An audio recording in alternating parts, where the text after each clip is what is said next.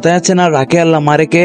আর এই ভাইটি অসম্ভব লেভেলের একজন সাহসী মানুষ, তার সাহসিকতার পরিচয় দিয়েছেন এই হাতিটিকে বাঁচিয়ে।